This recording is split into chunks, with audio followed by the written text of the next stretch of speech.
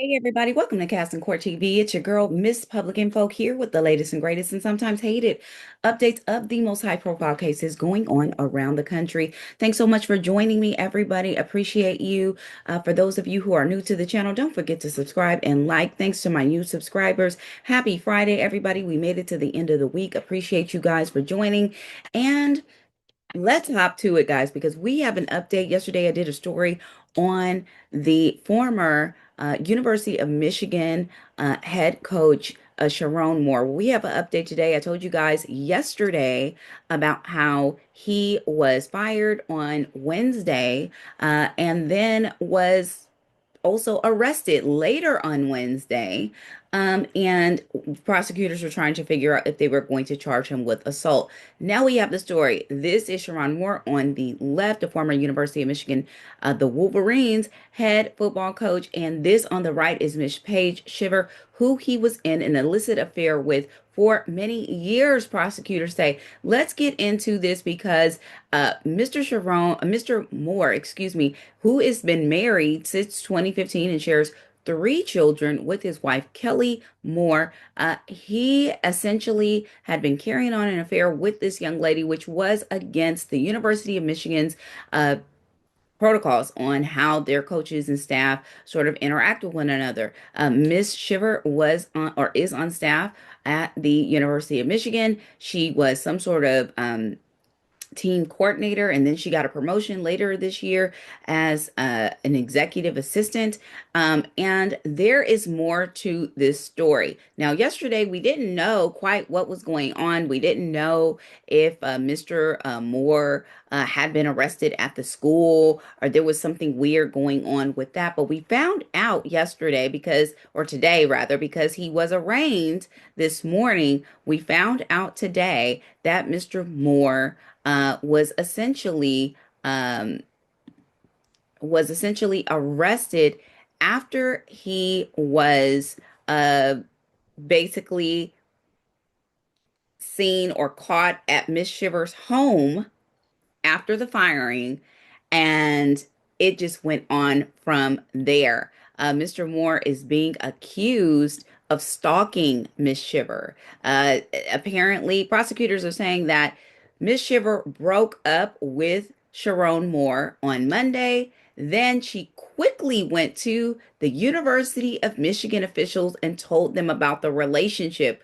As told by People magazine, I have it up here. They say that is when, after he was fired, that is when Mr. Moore caught a case. He was charged with felony home invasion and misdemeanor stalking because days after, or this was days after he was fired, because the days leading up to the breakup and the ultimate firing, Mr. Moore was essentially stalking Miss Shiver. Now, this is what they're saying. The officials say that the woman after Mr. Moore barged into her home, Miss Shiver says, he went through the kitchen drawers. He grabbed several butter knives and a pair of scissors and said, I am going to off myself. I'm going to unalive myself.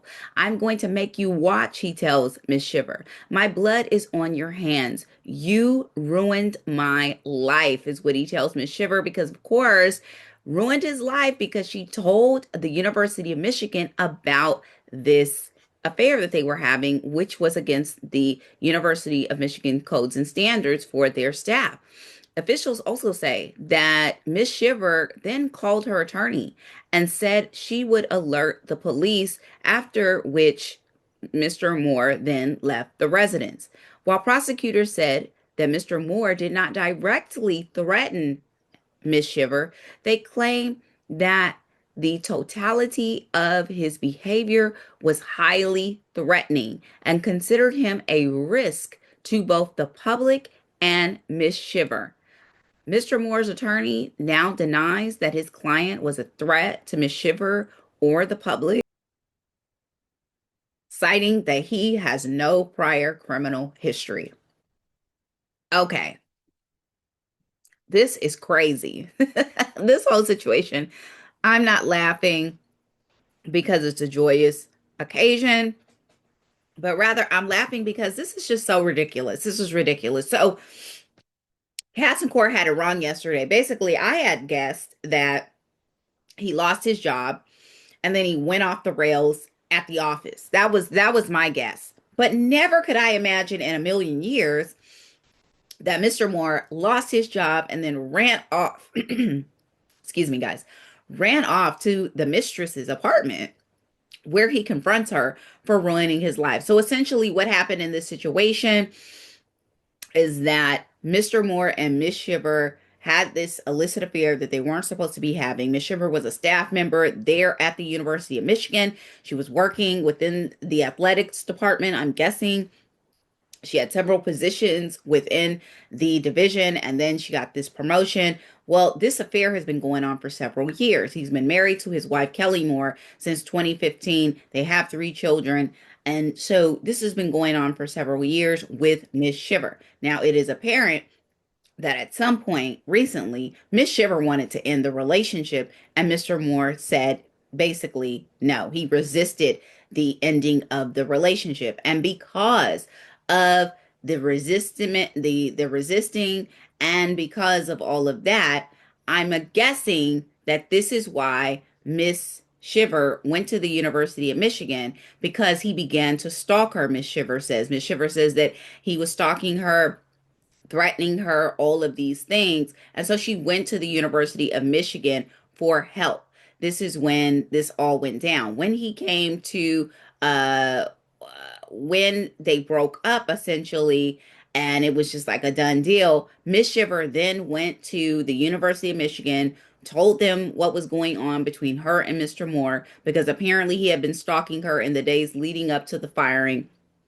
And that is when Mr. Moore was then immediately canned by the University of Michigan. Now, some people, I've been reading the comments on this, and some people are saying that the University of Michigan are using Miss Shiver as a scapegoat, that he was a terrible coach. Unfortunately, I'm not a big fan of college basketball. I'm sorry, college football. I'm a fan of the NFL. So I don't really know the University of Michigan's record or Mr. Moore's time with the University of Michigan. So I can't confirm or deny if he was a terrible coach or not.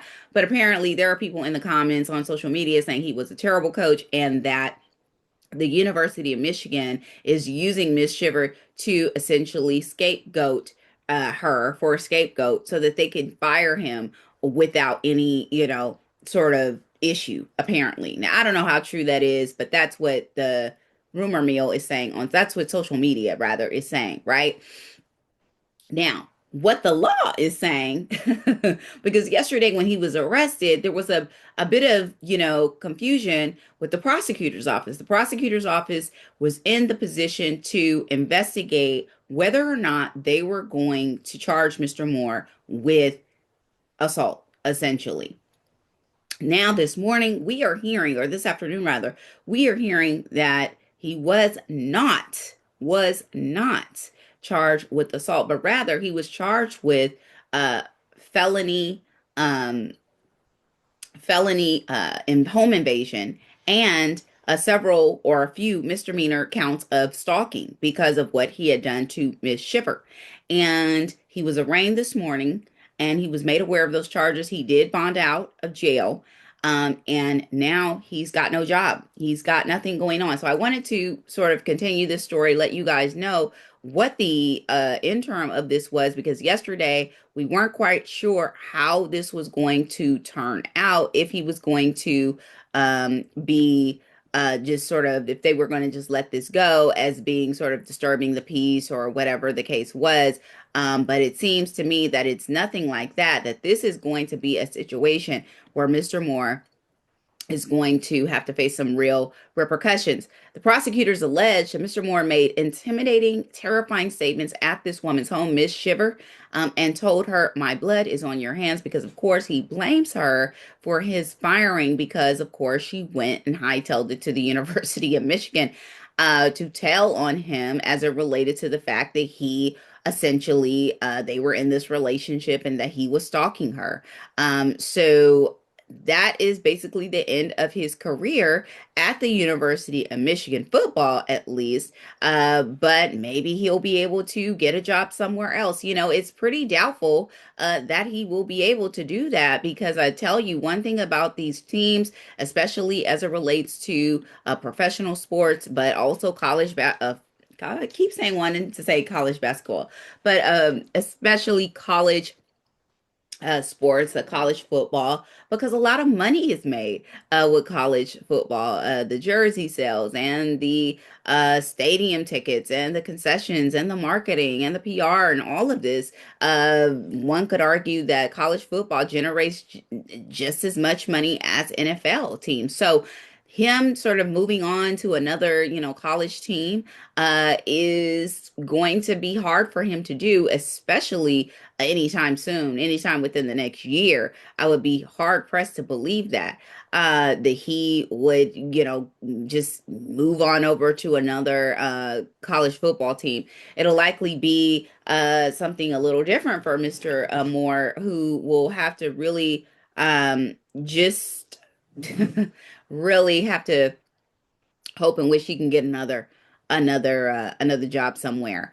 Prosecutors say that Mr. Moore allegedly unlawfully entered the dwelling of Miss Shivers' home, with whom Mr. Moore had been dating. And they say that following the breakup, Mr. Moore sent unwanted messages to Miss Shiver, and that she eventually notified school officials about their relationship, ultimately leading to Mr. Moore's firing.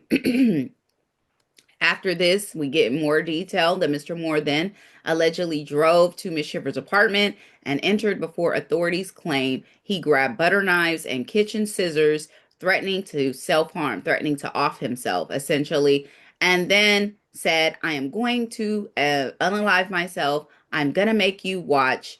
My blood is on your hands. You ruined my life. The prosecutors told the judge that Mr. Moore made threatening, intimidating, terrifying, quite frankly, statements and behaviors, and that then he left the apartment after the woman said that she would call the police.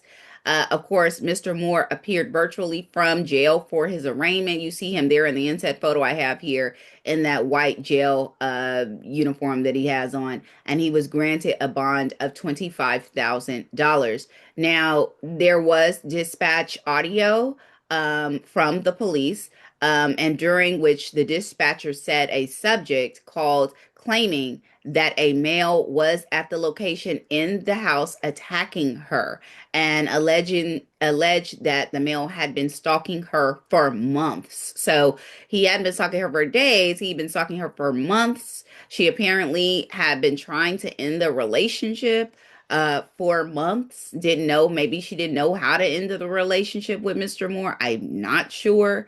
But the fact of the matter is, guys, that it didn't turn out good. It just wasn't good. It didn't turn out good for this situation. I mean, some people are going to say this is typical. Didn't he learn anything from Shannon Sharp? Didn't you learn anything from Shannon Sharp, messing around with these young girls?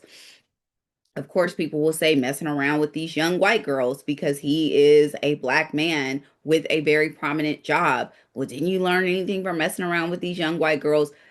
Just for reference, and I mentioned this and I showed the photo yesterday, Coach Moore's wife is a white woman. So, this is just his preference apparently. But the problem here with Mr.